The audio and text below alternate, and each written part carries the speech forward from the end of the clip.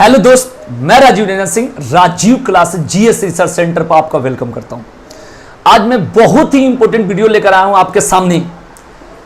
गिरफ्तारी से पहले आपके 8 ये अधिकार अगर आप जान लोगे तो यहां पर लिखा है कि पुलिस भी डरेगी क्या। इसका मतलब यह हुआ कि आपका अपना अधिकार आपको पता होनी चाहिए।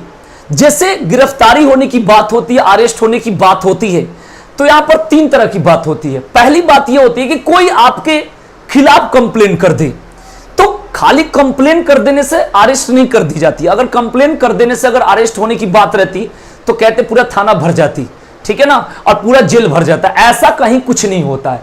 तो मेरे कहने का सेंस ये होता है कि जो गिरफ्तार अरेस्ट होने की जो बात होती है, आपको पता होगा, जो मैंने पीछे बताया था कि अपराध 2 प्रकार के होगा। एक तो होगा संगीन अपराध या संज्ञेय अपराध कहते हैं, और दूसरा होता है असंज्ञेय अपराध, यानी कॉग्निजेबल ऑफेंस और नॉन कॉग्निजेबल ऑफेंस। जब संगीन अपराध होती है, इसका मतलब यह होता है कि जिसमें खतरनाक तरीका का अपराध होता है, जैसे मर्डर हो गया, उसके बाद अपहरण की बात होती है, रेप की बात होता है। और जो असंज्ञेय अपराध होती है, छोटे मोटे अपराध हो, थोड़ा बहुत किसी को थप्पड़ ऊपर से मार दे, इस टाइप का अपराध होता है। तो जब संगीन अपराध की बात होती है, उसमें पुलिस बिना वारंट के आपको अरेस्ट कर सकती है, ठीक है जी। तो यहां पर वो चीज मैं पढ़ाने नहीं आया हूं, ये तो आपको अरेस्ट की बात, यहां पर मैं आपको बताया कि जैसे पुलिस आपको अरेस्ट करने आ गई, तो यहां पर 2 तरह की बात होगी। एक तो आपने अपराध करा है और दूसरा आपने अपराध नहीं करा है। आपने अपराध करा है तो ये तो आपको पता है कि मैंने अपराध करा है, तो पुलिस अरेस्ट करने आई है। और दूसरा अगर आपने नहीं करा है तो, क्योंकि बहुत लोग कहते हैं कि भाई हमें झूठे बातों में फंसाया गया, हमें पता नहीं था। तो मैं आपको बता दूं कि अगर आपने अपराध करा है तब भी आपको पूछने का अधिकार है। मैं आपको बता देता हूं, तब भी आपको पूछने का अधिकार है कि हमें गिरफ्तारी क्यों की जा रही है, और पुलिस आपको बताएगी कि आपको गिरफ्तारी किस चीज के लिए की जा रही है, किस अपराध के लिए की जा रही है, किस बात पर की जा रही है। दूसरी बात, अगर आपने अपराध नहीं किया है तब भी आपको पूछने का अधिकार है कि भाई हमें गिरफ्तारी क्यों की जा रही है, क्योंकि आपको जानना यह आपका अधिकार है। दूसरी बात होती है कि यह बात आप पुलिस बताएगी। अगर देखिए, सबसे पहले बात होती है, बहुत लोग कहता है कि पुलिस से आप ऐसे पूछ नहीं सकते, पुलिस कहती है चलो आपको थाने में ले जाकर तुराई करते हैं। तो ये सब चीजें होती है। अगर पुलिस को भी पता है कि आप के मतलब आपको रूल पता है, आपको कानून का रूल पता है, दूसरी बात आप अपने कॉन्फिडेंस पर हैं, आपको जानकारी है, तो पुलिस को भी पता होता है कि भाई ये हमारा तो नौकरी के पीछे चल जाएगा। और हर आदमी को, हर ऑफिसर को, सभी लोगों को अपने नौकरी से बड़ा कुछ नहीं होता। उनके भी तो बाल बच्चे होते हैं, उन्हें भी तो कुछ ये होता है, समझदारी होती है कि भाई ये जानकार आदमी है, ये भी मेरे पीछे पहुंच जाएगा, क्योंकि रूल तो सबको पता है कि उसके विरुद्ध भी कार्रवाई होगी। तो इसलिए ऐसा कभी नहीं करना, क्योंकि बहुत लोग कमेंट करेगा कि भाई ऐसा नहीं होता, पुलिस से पूछोगे तुराई कर देती, थाने में लाग जाकर पिटाई करते। मैं आपको ये चीज आज तो पहले अधिकार बता रहा हूं, इसके बाद ये भी आपको बताऊंगा कि पुलिस आपको कोई पिटाई नहीं करेगी कि इसके बाद वाले वीडियो में। आज पहले अपना आप अधिकार जानिए, ठीक है ना, और पुलिस से डायरेक्ट आप पूछ सकते हैं। ये नहीं कि अगर आपको कानून पता है तो आप एकदम ऊंची आवाज में एकदम पूरा उखाड़ रहे हैं बातों से कि हाँ जी हमें कानून पता है, हम तो हिलाकर रख देंगे। ऐसा कुछ नहीं होता है। अगर सामने वाला ऑफिसर, अगर मजिस्ट्रेट या पुलिस कोई भी है, तो आप उससे तरीका से ही पेश आ सकते हैं, तभी आपके कानून और आपकी रूल और आपके विधि का वो योगदान करेगा, आपको हेल्प करेगा या आपकी बात को सुनेगा। आप चाहेंगे कि एकदम नहीं हम तो बहुत बड़े आदमी हैं, एकदम हमें कानून पता है, तो हम कैसे भी बोल सकते हैं, तो सामने वाला से ऐसा नहीं बोला। आपको विनम्रता पूर्वक ही आपको बोलना पड़ेगा, ठीक है ना। ये बात ध्यान रखेंगे। मैं पहले इसलिए इस बात को बता रहा हूं कि बहुत लोग कमेंट करेगा कि नहीं ऐसा तो होता नहीं, सब होता है।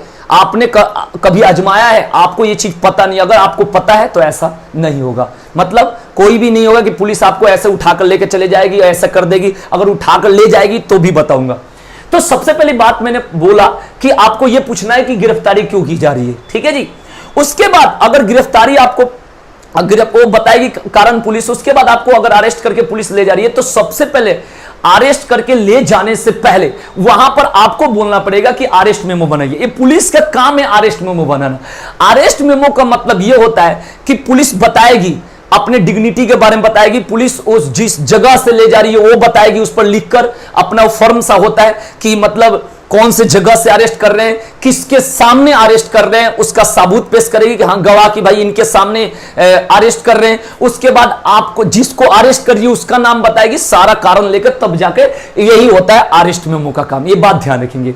उसके बाद बात करते हैं कि पुलिस वहां से, ठीक है, ये बहुत लोग कहते हैं कि अरेस्ट मेमो नहीं बनाती है, थाने में जाकर फिर लिखा पड़ी होता है, ठीक है, वहां लेकर चली गई, फिर गिरफ्तारी के बाद परिवार वालों को सूचित करना होता है। मैं आपको बता दूं कि 12 घंटे के अंदर पुलिस वालों का काम होता है, जिस थाने में जहां भी ले जाएंगे उसका काम होता है कि 12 घंटे के अंदर परिवार वालों को खुद सूचना देंगे कि आपके मतलब बच्चे जो भी है उनको मैं अरेस्ट कर मतलब करा है और इस थाने में है, यहां पर है। तो ये 12 घंटे का टाइम होता है, 12 घंटे के अंदर ये पुलिस वाले आपके घर जरूर सूचना देंगे। ये बात बिल्कुल ध्यान रखेंगे। उसके बाद आपको बता दूं कि 24 घंटे के अंदर वो नजदीकी जो उस थाने के पास के जो संबंधित जो कोर्ट होता है उसमें जरूर मजिस्ट्रेट के सामने पेश करेंगे। एक बात आपको बता दूं उससे पहले कि सबसे पहले बता दूं कि अरेस्ट के बाद पुलिस की पूछताछ से पहले अपने वकील से मिलने की अनुमति लेनी जरूरी होती है। आप कहोगे कि आप मेरे से पूछताछ करो, लेकिन मैं अपने वकील से मिलूंगा जरूर। अब अपने घर वाले को जैसे भी आप बुलाए तो साथ में वकील को लेकर आ जाइए। और वहां पर आपको बता दूं ये रूल है, ऐसा नहीं कि मैं कह रहा हूं, ये सीआरपीसी के 41 के सेक्शन डी के तहत यह है कि सामने वाला व्यक्ति जो वहां पर पेश हुआ है, जो थाने में है, जिसको पकड़ के अरेस्ट करके आप ले गए, वो ये सेक्शन डी के तहत सीआरपीसी 41 सेक्शन डी के तहत वो अपने पक्ष रख सकता है वकील को, मतलब अपने जिस वकील पर उससे विश्वास है, जिसको वो बुलाना चाहते हैं, वो किसी भी वकील के साथ, ठीक है ना, जिसका वकील है। ये चीज लिखा हुआ है, ये चीज अधिकार के तहत आता है। ये बात बिल्कुल ध्यान रखेंगे, ठीक है जी। इसके बाद आपको बात बताऊं कि इसके बाद क्या आपको समझना है।